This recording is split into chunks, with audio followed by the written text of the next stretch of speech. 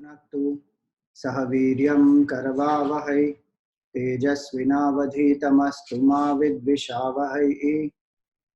Om Shanti Shanti Shanti.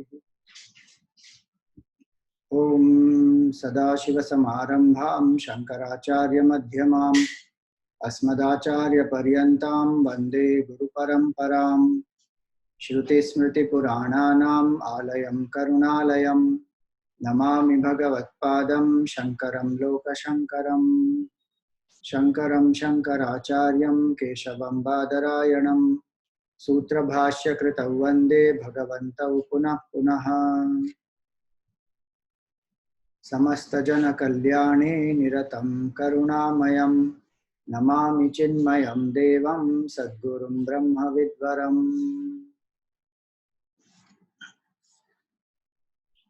Hari Om, salutations to all. So we have done till lesson 12 and understood about the nature of bondage also, nature of how it is sustained. Now the question is how to get out of that. So to get out of bondage, we need to have the right knowledge. Because we saw that ignorance is the root cause of all sorrow. To get the right knowledge, we must have the right purity of mind. And so this chapter now, lesson 13, is about sadhanas to purify the mind. So what is the meaning of purifying the mind? We know that the mind which is filled with vasanas, especially extroverted vasanas, negative vasanas, that mind is an impure mind. So even if I know that I am Brahman, information wise, still I cannot realize it. I don't feel, I still feel I am limited jiva. That is because of these vasanas. So this Kama, Krodha, Lobha, Moha, Mada, Matsarya, these are called 6 impurities. Kama is selfishness, Krodha is anger, Lobha is greed, Moha, delusion, Mada is intoxication, and Matsarya is jealousy.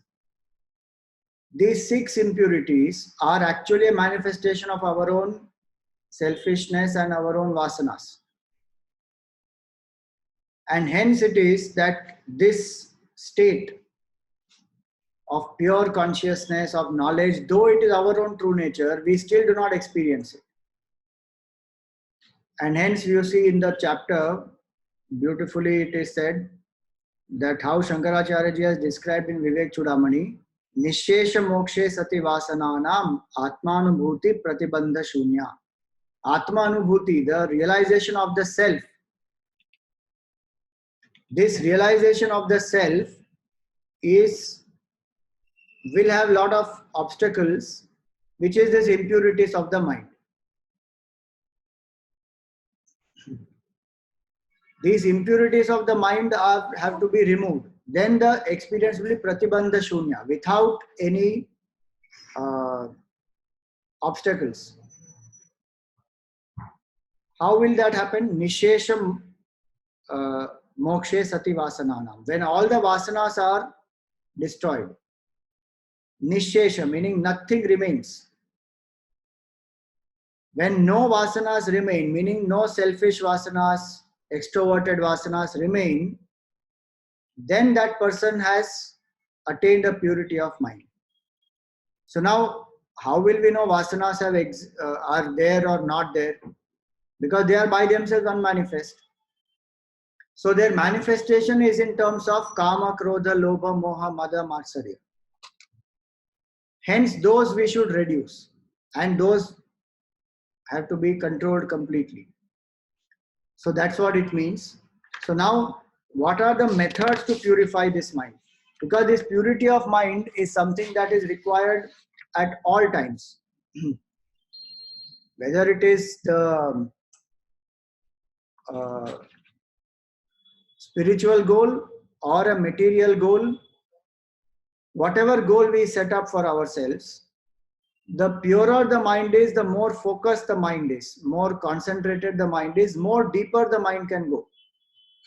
So purity of mind is required not just by spiritual seekers, but it is also required by other people who have material goal also. Like the example given here is the quality of patience.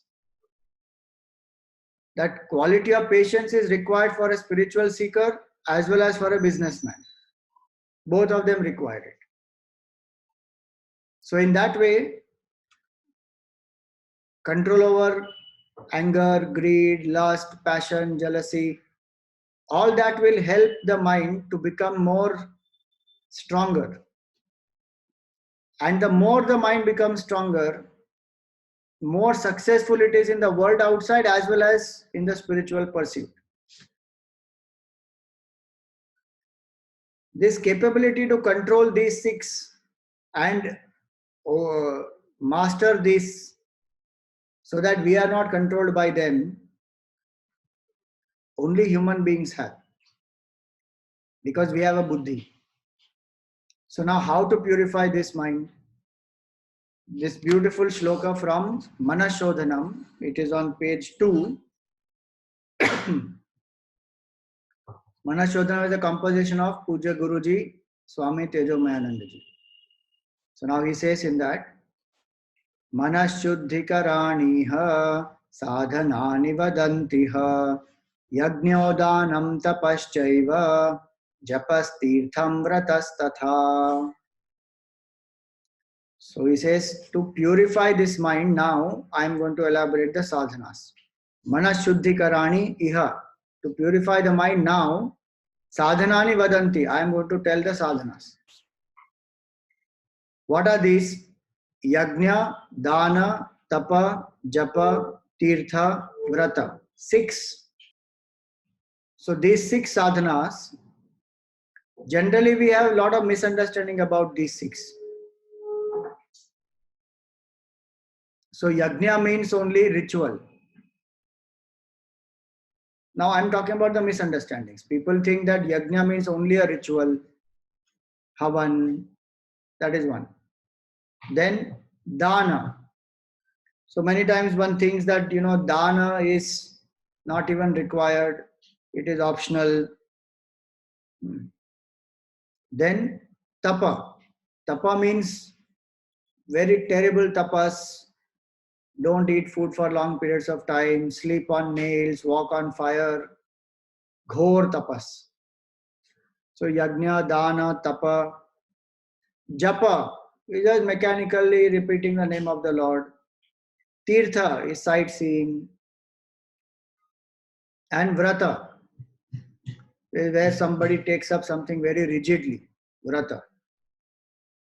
So Bhagwan says, these 6 sadhanas now, all these 6 sadhanas are described properly in detail here, that what do they exactly mean and how they purify the mind.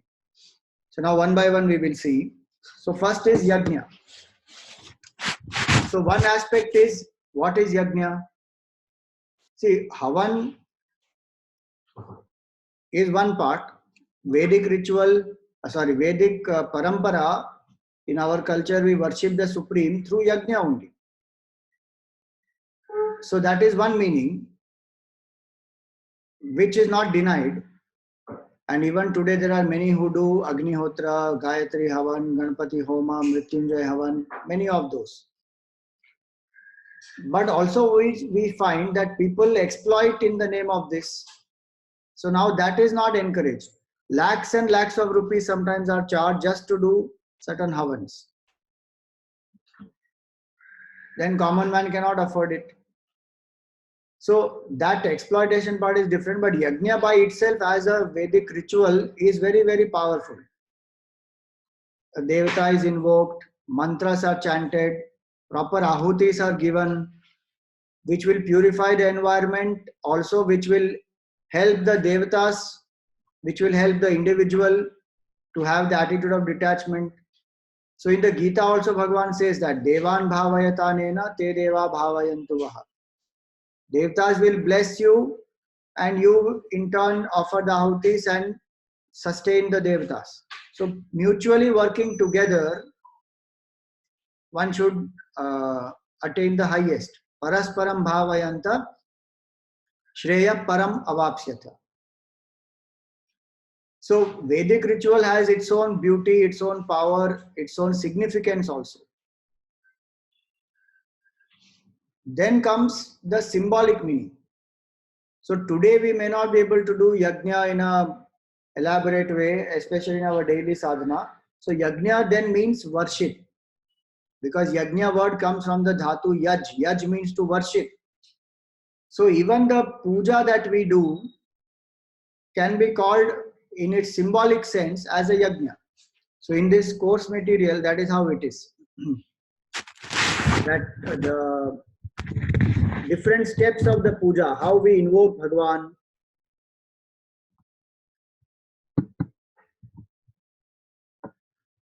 how we are able to consider the Lord, just like a guest. So how we invite a guest, and how the guest is able to, how we are able to offer the seat and the water and then the food and hospitality we do. In the same way we invoke Bhagwan. So we offer 16 steps. So that is called Shodasha Upachara Puja. So we offer bath, we offer abharanam, clothes, then food, then the music and dance and entertainment, and so many things that we offer out of devotion, out of love for the Lord.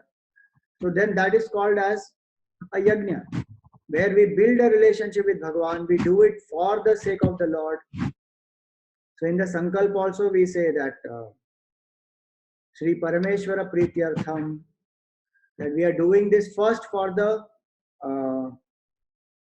benefit of for the pleasure of the Lord, to please the Lord. And then whatever else we have a sankalpa desire, that we see. So with devotion, when it is done, we worship the Lord. And the beautiful Siddhanta is what we worship, that we become, that we imbibe. As we think, so we become. So every day if I am worshipping Lord Shiva, those ideals that Lord Shiva represents, all those will become internalized. So Shivji is one who has mastery over Kama, Krodha, Lobha, Moha, Mada, Matsarya. I'm just giving one example. Like that, all the deities. So the Gurudev, as he used to say, the idols represent the ideals. So Hindus are not idol worshippers, they are ideal worshippers. So through the idol, we worship the ideals. So whoever is my Ishta Devata. So first meaning of Yajna is a Vedic ritual through which we invoke the Ishta Devata. If we find that difficult to do today, then we do a puja. It can be long puja, it can be short puja. Both, our culture is very, very flexible.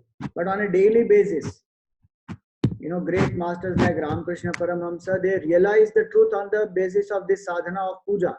He is a priest and he would worship Mother Kali. And his bhav would be so much that Mother Kali is there right in front of him. And with that attitude, he would worship. So puja. So that is one meaning of yajna. The third meaning of yajna is where I consider this whole universe itself as the manifestation of Bhagwan. Because that Lord whom I am worshipping through a Vedic ritual or through a puja is not limited to the idol or to that fire in which we have invoked. That Supreme Lord is all pervasive. So the entire universe is pervaded by the Lord. So Jagata Ishadhi Yukta Sevanam Ashtamurti Bhrit Deva Pujanam. So Jagata Ishadhi, the whole universe is the manifestation of Ishvara, appearance of Ishvara, is the buddhi that the bhakta has. So puja begins at an altar, but then the whole world becomes the altar. Ashtamurti Bhrit Deva Pujanam. So this whole world is made up of 8 things. The 5 elements: space, air, fire, water, earth. Then the sun, which is symbolic of all the luminaries in the world. The moon, which is symbolic of planets and the satellites, comets, all those. And then the Jiva, symbolic of all the Jivas in the world. This whole world is made up of these 8 aspects. Now these 8 aspects are what? Deva Pujanam. These 8 aspects are appearance of Bhagwan only. So when we relate with each of them, everybody in the world, all the beings as well as insentient things, when our attitude is that I am relating with Bhagwan himself, then that becomes yajna. So that attitude is the attitude of karma yoga, where I dedicate all my actions to the Lord, in and through all my work, my relationships, everything that I am doing. How do I operate? That I am serving the Lord. So then worship is not just a specific action of puja, chanting. It now expands that along with that, it is also the daily duties that I am doing, my own swadharma that I am engaged in. And when I do it with the bhav that I am serving Bhagwan. So with all my talents, my skills, my knowledge, everything I am using to serve the Lord, this consciously one has to remember. See, work by itself is not worship if it is not done with worshipful attitude. Karma yoga is that. Karma yoga is to do action with the bhav that I am serving Bhagwan. And so that yajna then purifies. So Gurudev used to always call yajna as a cooperative endeavor for a selfless cause. That a selfless cause, everyone comes together, dedicating themselves to that cause, remembering that all the time in the mind, sinking their differences. When they all meet together and they work, each one doing their best with selfless attitude, that selfless attitude purifies. Because see, all the 6 impurities, we have done this before, Kama, Krodha, Lobha, Moha, Mada, Matsarya. These are not actually 6. They are manifestation of the first one, Kama. Kama, when it is not fulfilled, gives rise to Krodha, Matsarya, 2 things. When it is fulfilled, it will give rise to Lobha, Moha and Mada. Now, how to transform Kama? If I transform Kama into Nishkam, then the other 5 also will become lesser.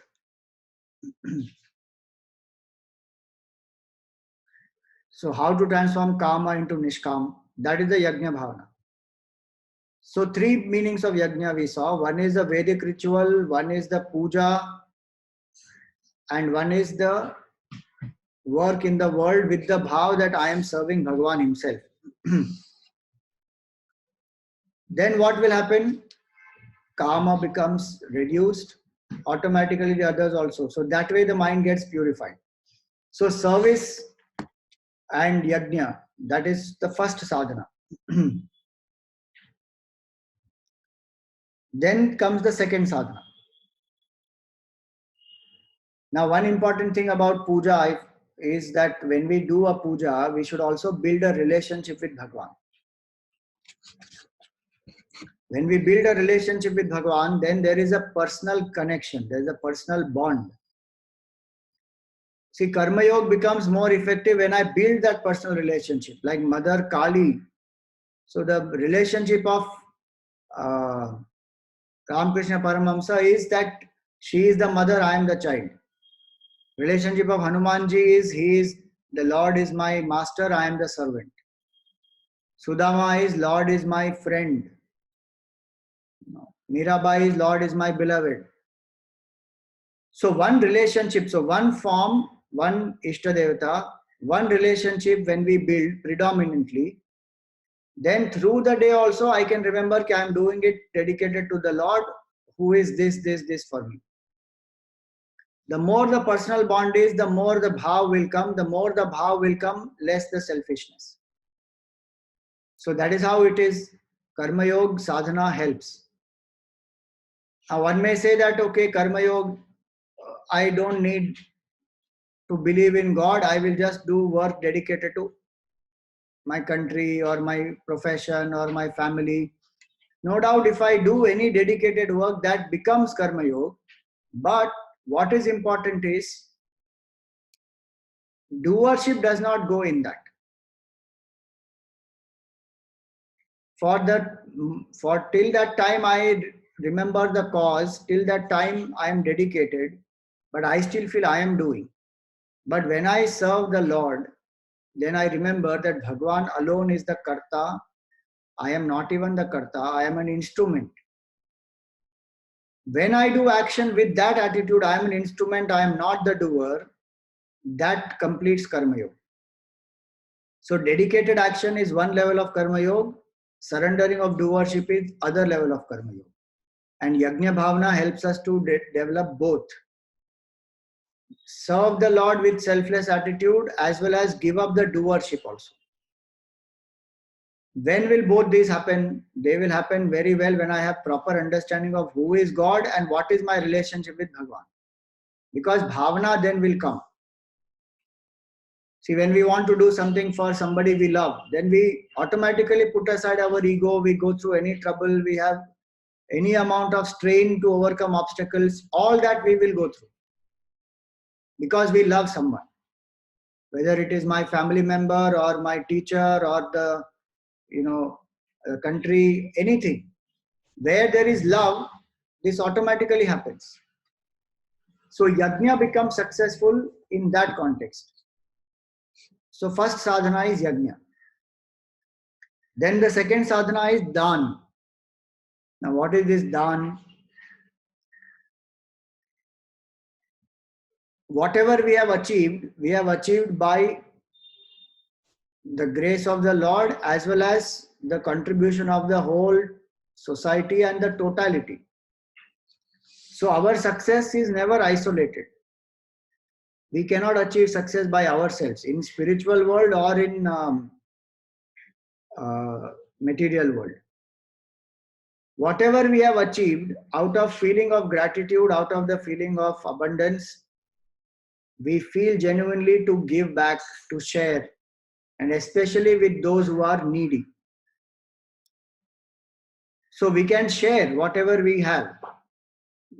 Wealth is one aspect, but then there are different types of dan. Anna dan, vidya dan, samay dan, shram dan, prem dan, jnana dan, bhu dan, go dan, dravya dan. Different types of dan are there, vastra dan. So whatever we feel we have in abundance or which we are able to share, when a person does dan, one is fulfilling one's obligation towards the society. Second, there is a joy in giving. When we see the beneficiary, their life becoming better, transformed, there is a lot of joy and satisfaction. Third, when we are doing dan, it is also that we let go of our possessiveness.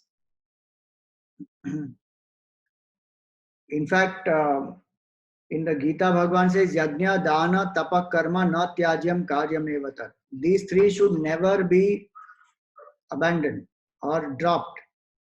One should daily basis do Yajna, Dana and Tapa. So Dan also helps in Dravya Shuddhi.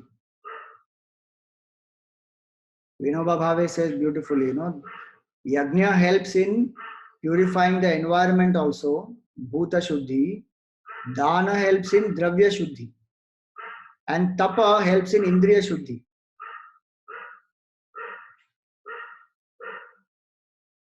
So Dan helps us to drop our own possessiveness and purifies our mind also because we drop that possessiveness.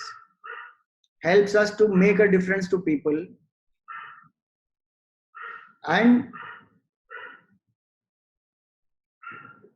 you see here, very nice one line given here is, charity is an attempt to expand and bring into the ambit of my life all others around me and grow to consider others' need and pain to be at least as important as, if not more important than my own personal needs.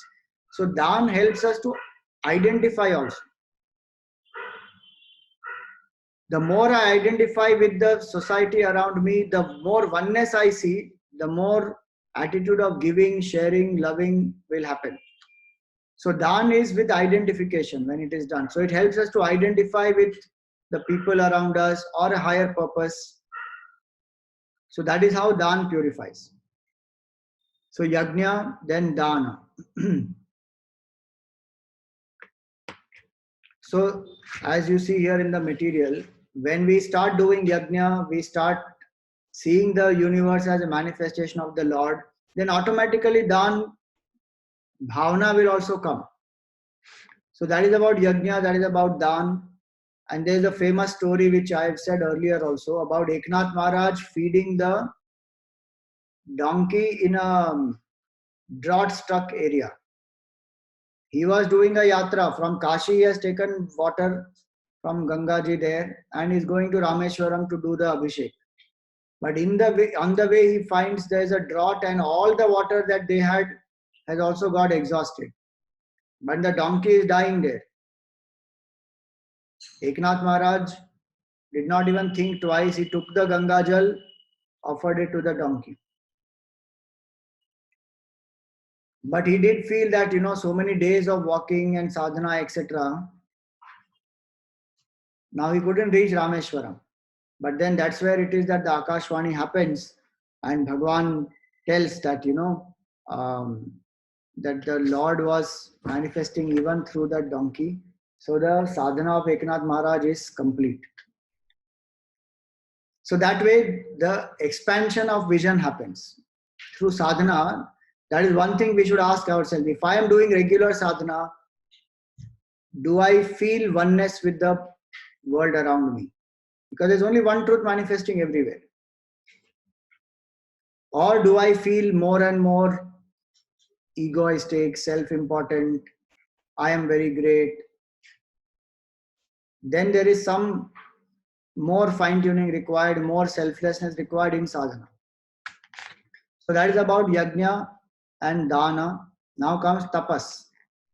So when we think of tapas, we always think of only some very hard penance. But literally, tapas means to rise above my comfort zone and to do something which will give me more self-mastery. That is called tapas. So if I get up early in the morning, I have not been getting up so much early in the morning. Now I start getting up, then that is tapas. If I don't like brinjal, I start eating brinjal. That is tapas. If I was not doing exercise so far, I start doing. That is tapas. So any attempt to master the body, mind, intellect, to rise above the comfort zone, to gain a self-mastery, that is called as tapas. Literally, tap means to burn. One meaning of tap means to burn. What will tapas burn? Tapas will burn tamaguna. Tamas. Tapas will destroy tapas. And through tapas, what happens?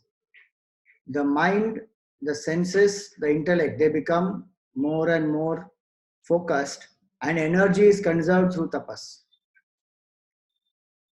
All the energy that is conserved through tapas can be used to contemplate or to achieve any higher goal that one has. So tapas is a requirement for everybody again.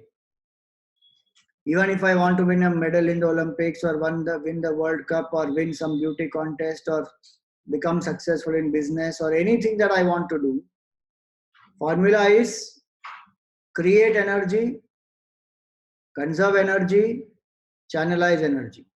Three things. Tapas helps to do all the three. It will create energy in us. Then we are able to conserve it when we don't allow it to be wasted through indulgence. We live in sense control. And then when we channelize it towards the goal, then definitely we become successful. So there are different levels of tapas. In the 17th chapter of the Gita, we find tapas at the body level. Like cleanliness is mentioned there. Shaucham. Daily seeking blessings. Deva Dvija Guru Pragnya Pujanam. seeking blessings of elders, of the gurus, of the Lord. Devadvija Guru Prajna, Pujanam. Shaucham, cleanliness. Arjavam, straightforwardness. Brahmacharya, living in self-control, not allowing energies to be wasted. Ahimsa, non-violence, being non-violent at the body level. All that is the tapas of the body. Shariram tapa uchyate. Then what is the tapas of the mind? Then comes tapas of speech. Anudvega karam vakyam. Speak words which are not agitating to people. Many times we plan the agitated words. This, when I meet this person, I'm going to talk like this, I'm going to tell this, give that person a piece of my mind, make that person understand that you can't do this to me. So then one plans how to disturb other person. Sadhak doesn't disturb. One doesn't plan like that. Anudvega karam vakyam. So one speaks words which are not disturbing. We don't disturb the opposite person. Speak the truth, satyam. Speak lovingly, priyam, and speak for benefit, hitam.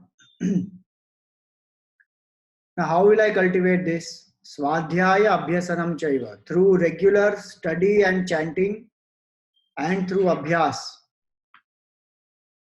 of consciously speaking politely, positively, removing negative words, removing words which will disturb other people. So anudvega karam vakyam, that is vangmayam tapa uchyate. Then what is tapas of the mind? Maunam is tapas of the mind. Bhava samshuddhi is tapas of the mind. Manaprasada saumyatvam. The ability to accept life as it comes without getting reactive. Manaprasada. Saumyatvam, gentleness. Sthiryam, steadiness. If I take up one work, I must do it steadily. Not dilly-dally, should I do, should I not do, and leave it in half. No. Mana prasada, saumyatvam, sthiryam, atma vinigraha. Controlling the mind from brooding into negative tracks. Bhava samshuddhi, then mana prasada, saumyatvam, sthiryam, atma vinigraha. Then bhava samshuddhi rityetat. The purity of mind. To ensure that our heart is filled with love, not hatred, filled with devotion. That is bhava samshuddhi. Tapo manasam uchyate. There are specific methods to do tapas for all these. So different types of tapas, whether it is yoga, pranayam, or study, surrender, each of these is a tapas. So tapas doesn't mean just sitting below a tree for a long time. No. All these, if I'm controlling my body, controlling my senses, controlling my mind.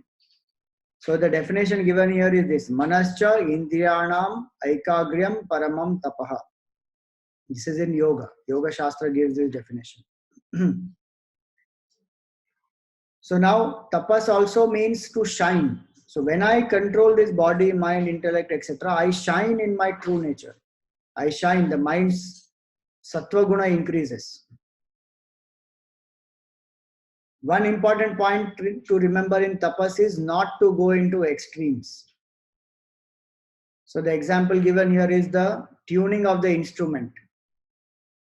If the instrument is a stringed instrument, if it is tuned very tightly, the string will break. If it is tuned very loosely, the string won't produce music. So the right tuning, so not too loose, not too tight, just right. That is called moderation. So not to go into any extremes, but be consistent in moderation, that is called tapas. So every day, let us say I do half an hour of exercise, 5 days a week, let us say. Then that is called tapas, which is consistent and in moderation. But if I don't do that way, and I say on one day I will do 2.5 hours of workout, rest of the 6 days I will not do, then that is a problem. That is not tapas actually. So no extremes. Consistent progress, staying in the middle path, that is tapas. So each one should ask oneself, what is the tapas that I am practicing now? Because if tapas is not there in our life, somewhere tamas will come in. Somewhere rajoguna will also come. So this is three aspects: yajna, dana, tapa. And Gita Bhagwan uses all the three together. Yajna, dana, tapa, na tyajyam karyam evata. That one must do. Then comes japa. Now japa is repetition of the name of the Lord. Etymological meaning of japa is jakaro janma vichhedaha pakaro papanashataha. That which will help us to destroy our papa as well as go beyond cycle of birth and death, that is called japa.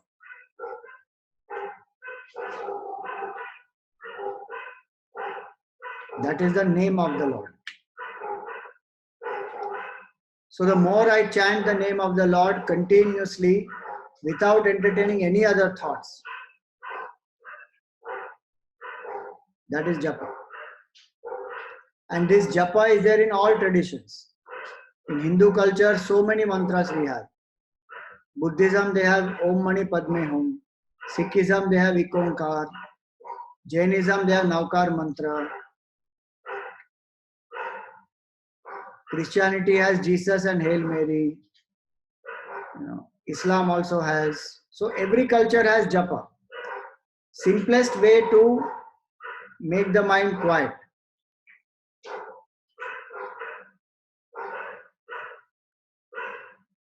See, yajna, dana, tapa, not every age group can do. But japa can be done by any age group. Even a small child can do japa. Dhruva, Prahlad, etc., they realize the truth through japa only. Repetition of the name of the Lord. So what happens when we chant the name of the Lord? As I said, there is a relationship before we have built. When we chant the name, that form comes in the mind, and because of the relationship, the bhav also comes. So the qualities of that Lord, I am internalizing with every name that I am chanting. That's how it purifies. It helps us to detach from worldly names and forms. The name and form of the Lord purifies us by helping us to detach from worldly names and forms. And that's why specific name is called as mantra. So any word is not called as mantra. Any word cannot be used for japa. Because the name will bring a form into the mind. So if we say apple, then apple comes in the mind. Chair comes in the mind. So when we say Shiva, then the form of Shivji comes in mind. And because I have a relationship with that Lord, then the bhav also comes. So the secret of japa and secret of concentration in any sadhana is devotion, love. The mind otherwise wanders. But where we love someone or something, there the mind will not wander. One guru told the disciple that you should do japa with a mind which is not wandering. And the disciple sat down to do the japa. And after some days, he gave up the japa. So the guru asked, why did you give up the japa? He said, you said do the japa without wandering of the mind. My mind was wandering, so I stopped japa.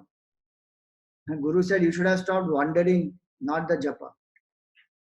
Now, why is the mind wandering? Because enough devotion is not there. If I love cricket, then I will be fully absorbed in watching cricket. Nobody has to tell me now, sit quietly, focus, see the TV, don't distract yourself. Nothing. The mind will just be fully absorbed in it. Same way, if my mind is wandering while I am doing japa, then I should introspect and find out, is my relationship with that Lord strong? Do I feel devotion and love for the Lord? And when I think of the Lord, I have horripulations on my body. My heart is filled with so much of joy, gratitude, love. Then that japa will be focused. So japa is to repeat the name of the Lord and put aside all the other thoughts.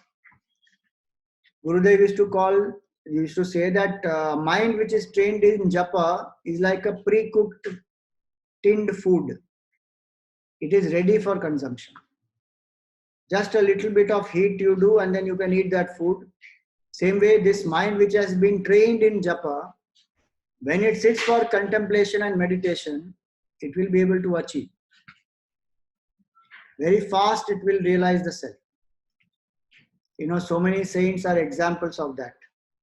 Samarth Ramdas used to do Shri Ram, Jai Ram, Jai Jai Ram. Gurudev and Vivekananda used to do Om Namah Shivaya. Dhruva did Om Namo Bhagavate Vasudevaya. Prahlad used to do Narayan. Different Om Namo Narayanaya. Akhandanandaji Maharaj used to do Gayatri Mantra, Puras Charan. And then Krishna Mantra also, Shri Krishna Sharanam Mantra. So like that, different Mahatmas have taken up one mantra and they continue to do that one mantra's japa. So the mind becomes both pure and single pointed. So japa gives two benefits. Japa will make the mind pure like the pure water. The river is very pure at the source and single pointed like the flow of oil. So Ramana Maharshi says that in Upadesha, Ajya dharaya srotasa samam sarala chintanam viralata param. Concentrated thoughts, saral chintanam. Not viral, not distracted. For that he gives these two analogies. River which is pure at the source and flow of oil which is single pointed. Who is my Ishtadevta? What is the mantra? What japa am I doing? This one can introspect. And japa is such a thing that is helpful at all other times when these 6 impurities come up. Suppose one is feeling a lot of fear, one can start doing japa. Anxiety, one can start doing japa. Anger, one can start doing japa. Any of the 6 impurities, one can ensure that one does japa, make the mind quieter and not fuel the 6 impurities. So japa is a very, very powerful sadhana. So yajna, dana, tapa and japa. So now one more thing let us learn. What all these help to give up. Yajna helps us to give up our own selfishness. We saw kama become nishkama through yajna. Dana helps us to give up possessiveness. Tapa helps us to give up tamoguna.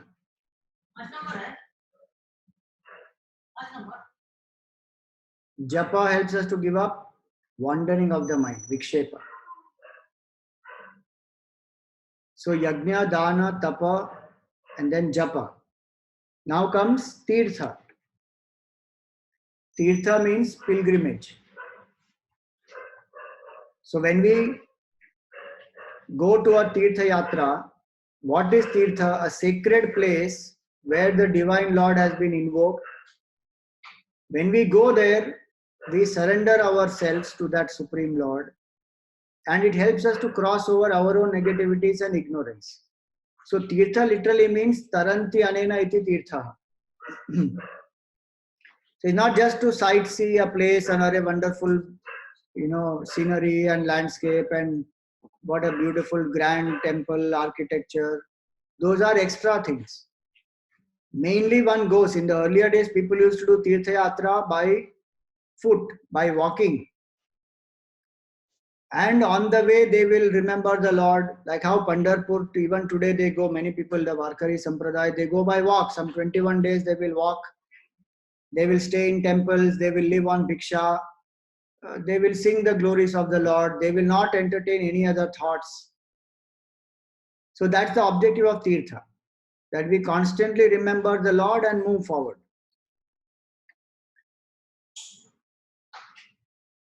So one aspect is to go to the place, to have the bhav of surrender, to do sadhana on the way. Second aspect is also that tirtha is in that place, there are many Mahatmas who will be there. Saints will be there. So tirtha is one aspect is the place, and the saints are called mobile tirtha.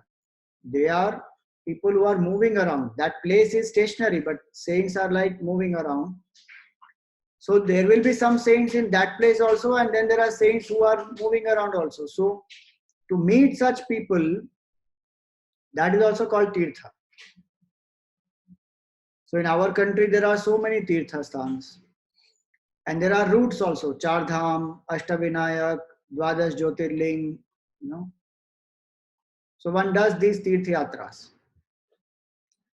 What will one achieve through this tirtha yatra? One is titiksha, one will achieve. Second is, for a certain time, at least I am focusing only on the Lord.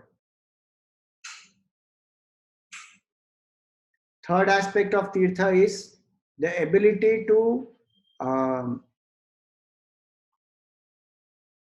forget every other aspect and keep the mind single pointed only on Bhagwan. So when we go to the tirtha yatra, we are supposed to remember the Lord and then take up one sankalpa in that place for sadhana and drop one weakness that I have. These are two things I have to do when I go for any tirtha yatra. So generally one will find that most of the tirtha sthans, there will be a river also nearby. So one takes a dip in that river and lets go of one weakness and takes up one sankalpa that this I shall do regularly from now onwards. Then the tirtha yatra is successful. Otherwise we go, we click some pictures, post it on social media, Facebook, Instagram, all these places and tell people, oh, I did this tirtha yatra and came. If I have not done all these above things, then this is only like visiting any other tourist destination. Then it is not a yatra. See, yatra literally means a journey, and here it is the Jeev Yatra towards Ishvara. So the Tirtha Yatra is that which will help me to undertake my journey consciously with single pointedness and focus towards Ishvara. So whenever we go for any Tirtha Yatra, we should remember this aspect, that what is the tapasya I am doing on the way? How did I prepare myself? What is the company that I am keeping? What kind of remembrance I have through the whole yatra? What did I go there and do? Did I meet Mahatmas or not? Then did I ensure that I take up one sadhana sankalp and I drop one negativity? This much I have to do on tirtha, minimum. Once I go to the tirtha sthan, if I can do yajna, dan, havan, snan, all those are extra sadhanas which are more and more purifying. But minimum this much I should do. So then that is the tirtha. Then vrata. Vrata is vow. In a stipulated period or a certain discipline I take up for myself. That okay, next, let us say this whole Shravan month. One gentleman, he in our South Bombay, I'm sure there are many such people all over. So this gentleman goes every morning, early morning, he will go by 5 o'clock to Babulnath Mandir. And he will worship the Lord there. So that is his sadhana. Once whole Shravan month is 30 days, every morning he will go. And he will take a picture of the Lord also and send it to all of us. So I have been putting that on my Instagram account so that more and more people have darshan of Bhagwan if they are not able to go there. So now that is called as a vrata. So there are different types of vrata. Maun vrat, Ekadashi vrat, Santoshi Mata vrat. Like that there are so many vratas. Or it is like for one whole year I will not do this. That is also a vrat. I will not eat chocolate, or I will not, let us say, for a certain period of time, I will not watch Netflix, or I will not watch,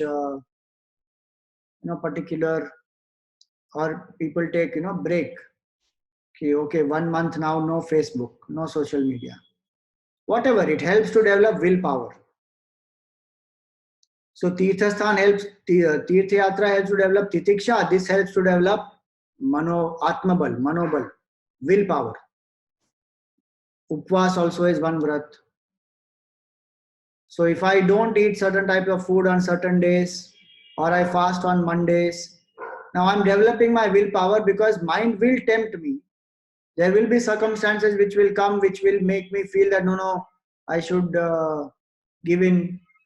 But then that's where it is that I say no, I do not give in. So vrata helps that way to develop willpower. Amongst all vratas, the most difficult vrata is Brahmacharya. To maintain Brahmacharya in two ways. One is to maintain moderation. Gurudev used to define Brahmacharya as moderation in all sense contacts. What is adharmic, what is not conducive, so we have to drop. And what is good and conducive also, we do only in moderation. That is one part. Second part is to live in celibacy, to control the vital energies of the body, not to allow it to be dissipated. Now that is the most toughest of all the vratas. So then that will help to conserve the energy, to ensure that our vital energies are saved, willpower is developed, and this fickleness of the mind, that is dropped. So now this is about vrata. So yajna, dana, tapa, japa, tirtha and vrata. 6 types of sadhanas is what we saw. These 6 types of sadhanas will purify the mind. But remember, Atmajnan happens by vichar properly. So actually in Manashodhanam, the next verse after that comes is Vichara sadhanam shreshtham, vichara sadhanam param. That vichar is the very important sadhana. These 6 are a preparation for us to be able to do vichar properly.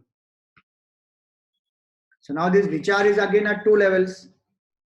One is the vichar of what are my impurities, what is the source of these impurities, like anger. Then what is the source of this anger, where is my attachment because of which I am getting angry. That ability to think deeply, introspect, find out what is the cause of my problem, become aware of the cause, so that the more I become aware, the more it becomes easier for us to become alert. Suppose, example, we know that, whenever I'm hungry, I become very angry. Now that awareness of the cause of this anger helps me to become alert. Okay, now it is the time to eat lunch or time to eat dinner, and now I'm getting more impatient because I've not got the food. So now at such times, sensitive conversations or important things I should hold back. Otherwise, I may become snappy, become very angry. So now the awareness of this helps to control it in some way already. So that is one part of vichar, where I can go into the cause of my impurities, identify the problem, become aware of it, and then take the solution.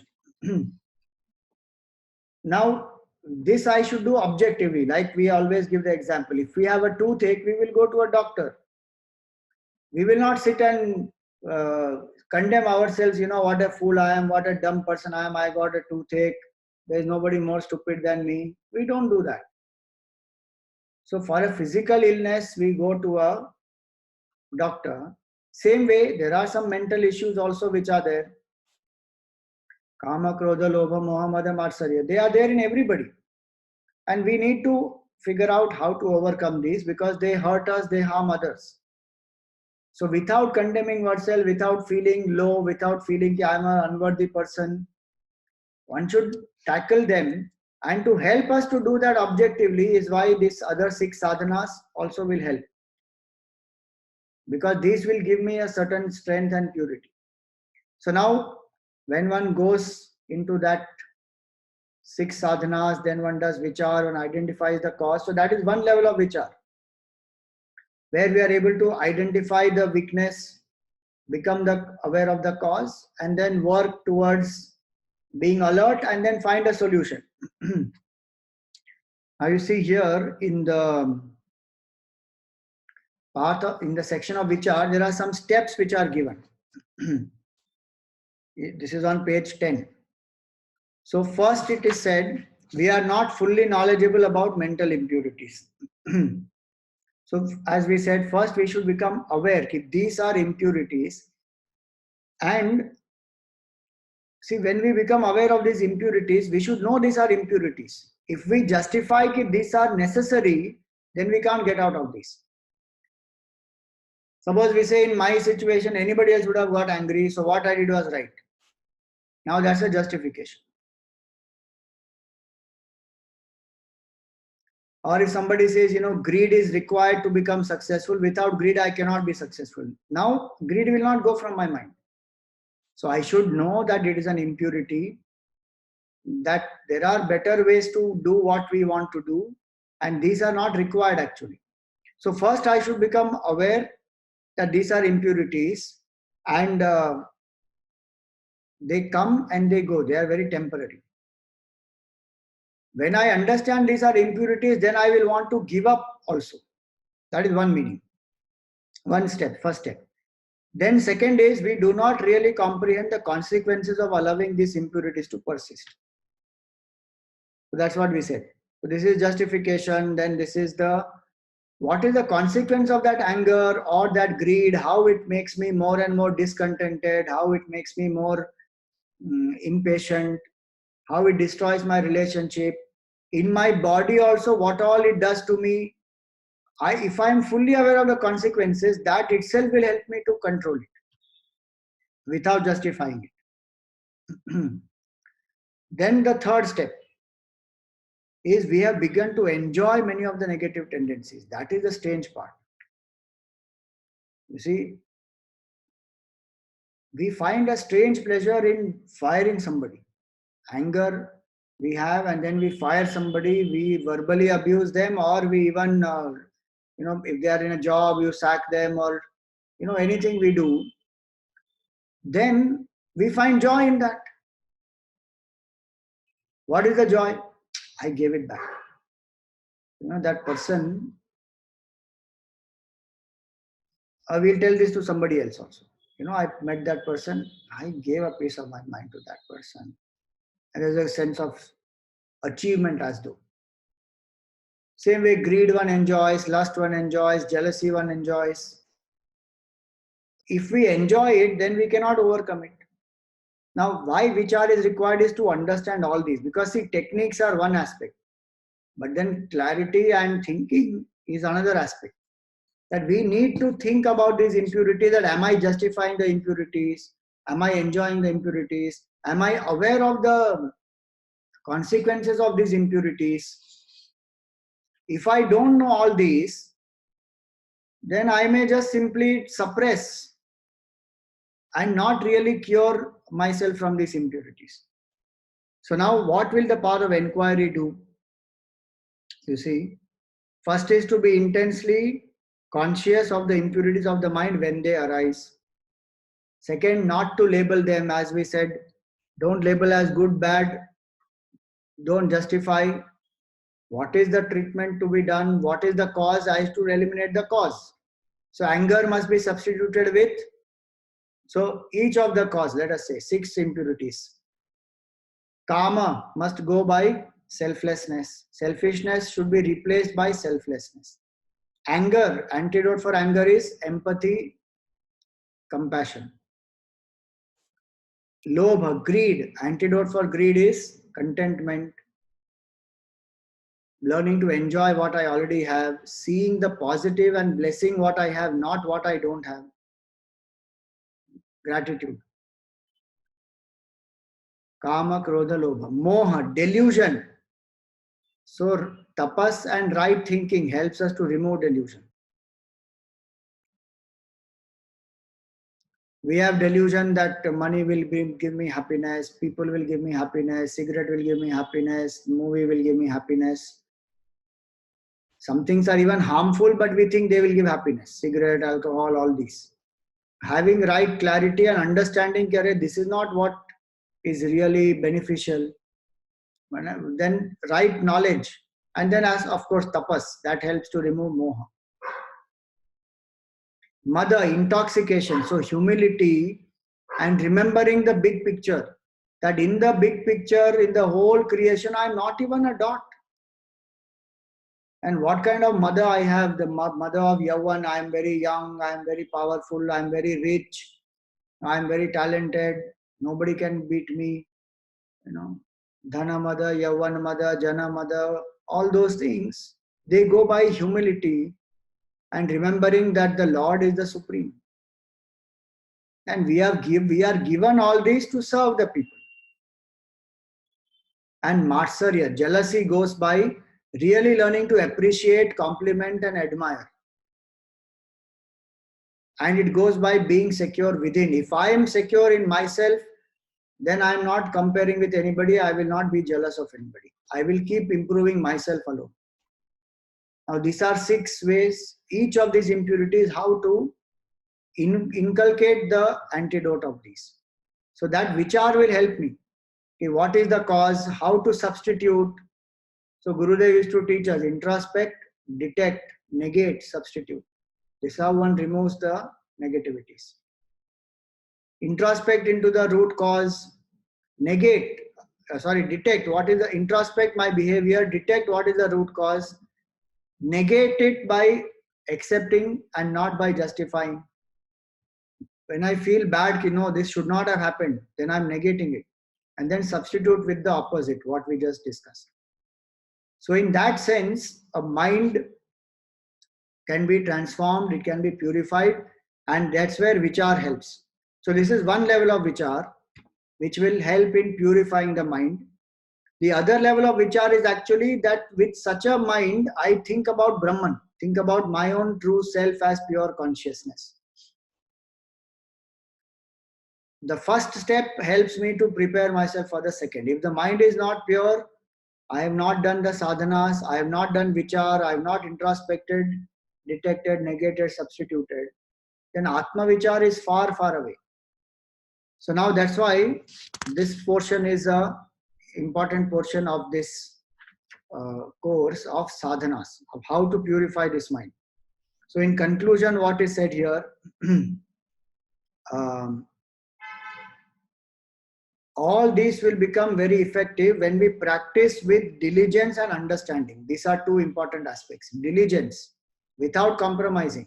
So if we say ki japa I will do every day 108 times, I must do without compromise. Diligently, if I can fix the same time, same place and do it, then that is diligently I am doing. Suppose we say, no, we have to travel and work, schedule this, that, at least quantity we fix.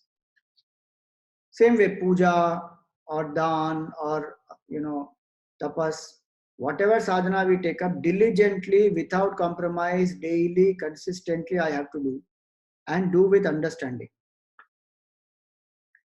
Because when we do it with understanding, our mind will go deeper into it. Purification will be faster. And this faith will be stronger because I know what I'm doing.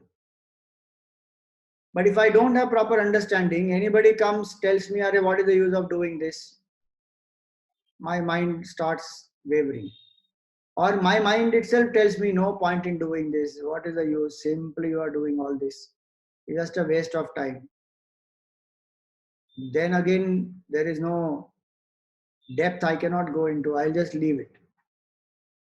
So diligence and understanding, 2 very, very important words to practice these sadhanas. As he says here, the New Year resolutions that we take many times, we take them as resolutions, but they turn into dissolution very fast. So we should do it with faith, with devotion, not mechanically. That is one aspect.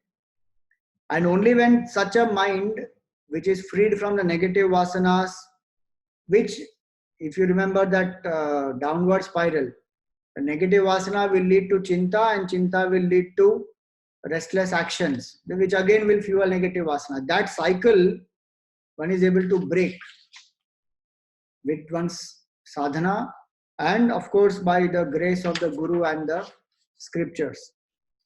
Then the chitta shuddhi happens. So this is about sadhanas which are given here, and how one can practice these sadhanas. What I will also do is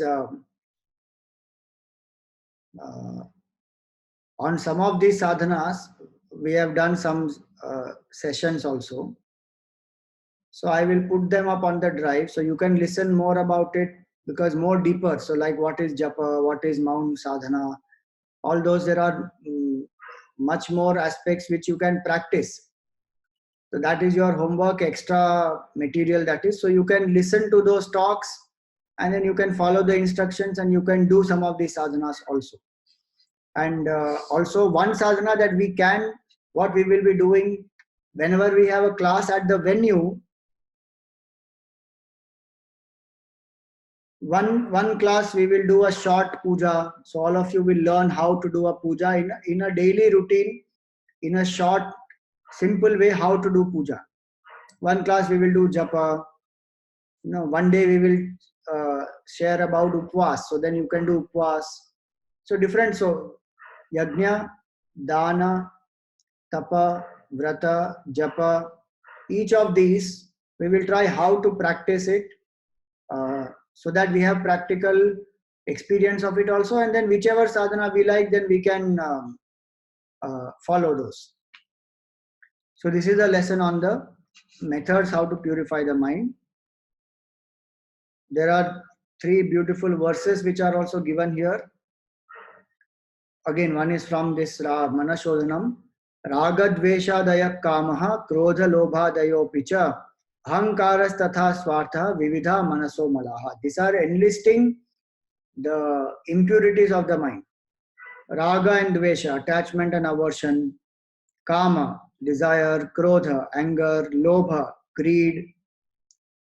Adaya means other things, other 3. Moha, mada, matsarya. Then ahankar, ego. And swartha, selfishness.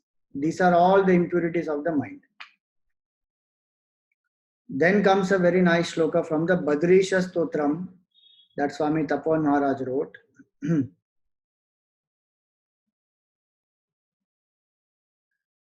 Bhaktiryadiya sagunatmani shighra shuddhe chittasya sadhanam chittasya sadhanam atastad uparjaniyam bhakto nanashyati yato vatitam vipadbhyah bhakta priyastamanisham smara badrikesham. So he says here that Bhaktir Yadiya Sagunatmani. In the Sagun Sakar Roop of Bhagwan, if you have Bhakti, Shighra Shuddhe. The mind will become purified very fast. Chittasya sadhanam ataha tad uparjaniyam. So this means to purify is what one must quickly obtain. Uparjaniyam. Bhaktona nashyati yato avatitam vipadbhyah. The devotee will never perish. Why? Because Bhagwan always protects from all the challenges. So bhakta priyaha tamanisham smara badrikesham. That, O mind, constantly think of that Badrikesha, Supreme Lord Narayana, who is the lover of the devotees, who always protects the devotees. So the point is very simple. Yajna, Dana, Tapa, Japa, Vrata, Tirtha and Vichar, 7 sadhanas. All the 7 sadhanas must ultimately result in devotion to the Lord. If devotion to the Lord doesn't come, any amount of sadhana I can do, the negative vasana and the ahankar will not go. See, a lot of the asuras also do the sadhanas, tapas, etc. they will do. But purity of mind is not there. So concentration is there, willpower is there, but purity of mind is not there. Then for a Vedantic seeker, that is most important, purity of mind. So that's what Tapan Maharaj is reminding here, that oh mind, quickly develop devotion to the Lord, and He is the protector, and He will ensure that you are saved from all trouble. And the last one here is what Ramana Maharshi has said in Upadeshar. Ishwararpitam nechaya kritam. That when I do actions dedicated to the Lord, not for my selfish purpose alone, chitta shodhakam mukti sadhakam. It will purify the mind and it will become a means to liberation. So now that's where this chapter concludes. Any questions, any doubts, you are welcome to ask. You have to unmute yourself and then ask. Swamiji. Okay, there's one question here. 1 minute. In mantra japa, can we choose any mantra or a guru should provide us? If there is a Sadguru or a person who is a realized master whom you have as your guru, then the best thing is to take the mantra from such a person, because that mantra is then enlivened by that master and then given to you. So mantra diksha is one beautiful tradition in our culture. But if I don't have such a teacher, then I sincerely pray to the Lord, and whichever mantra is there of my Ishta Devata, then I take that mantra and I start doing the japa. So that is what it is. Is purification a precursor to moksha? 100%. Without purification, it is not possible to get moksha. Because Atmagnan will not arise only. In a mind which does not have purity, the information may be there, I am Brahman, but intuitive experience that I am pure consciousness will never happen. That's what we saw in the beginning, that our negative vasanas will make us have only chinta and make us do restless actions. It will not bring Atmagnan. So purity of mind is most important. Without purity of mind, progress in spiritual path is not possible. Especially in Vedanta. So those who just study Vedanta book after book and Upanishad and Brahma Sutra and all that, but don't purify the mind. You know, the example given is, they are like a donkey carrying the golden bricks. That donkey doesn't know the value of the golden bricks. So the information is there, I am Brahman, but Chitta Shuddhi is not there. So there is no transformation that happens.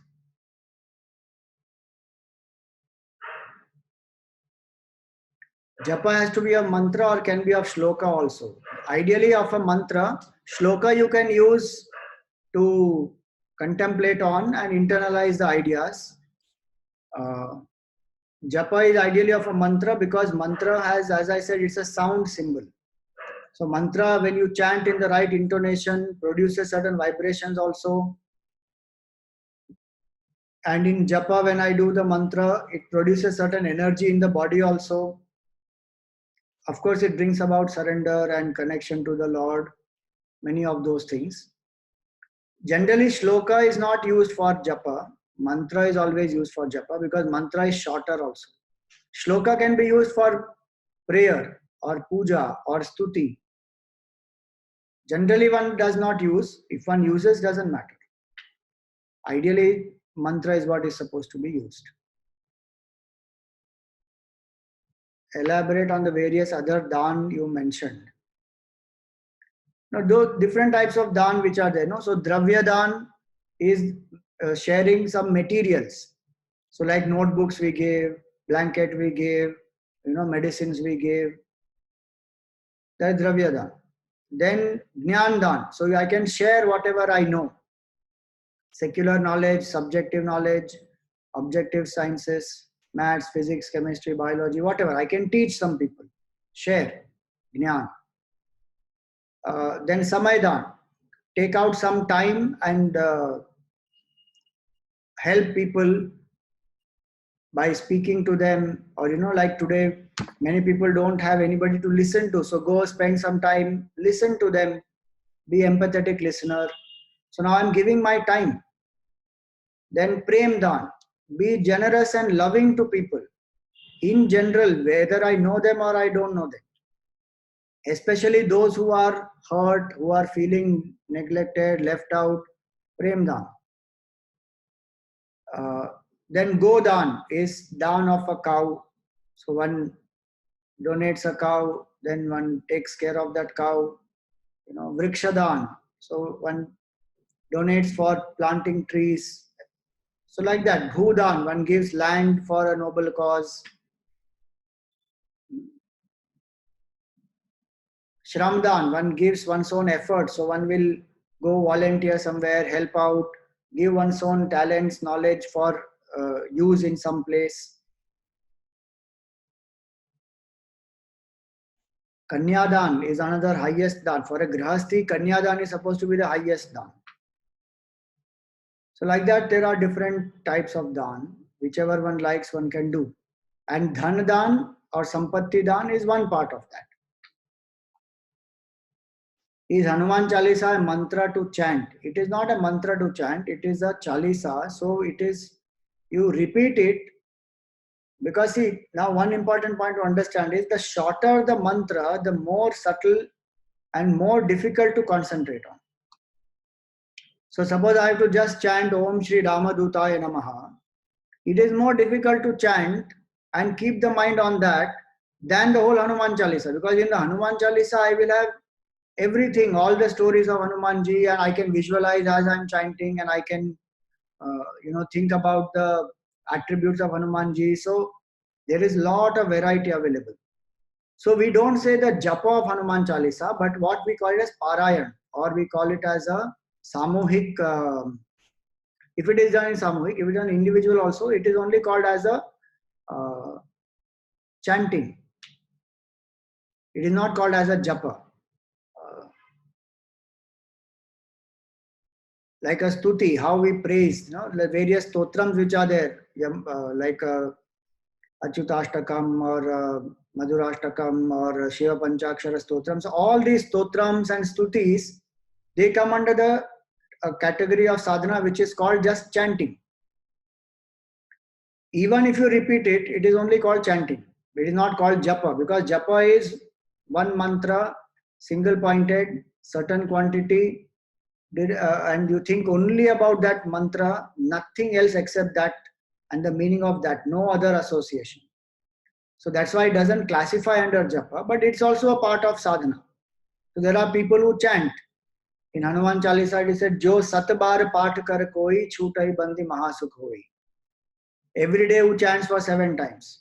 Or on Hanuman Chalisa, Hanuman Jayanti day, sometimes we chant 108 times. Because Sata can also mean 100. So that one can do. That's a separate type of sadhana itself, but that's not called japa.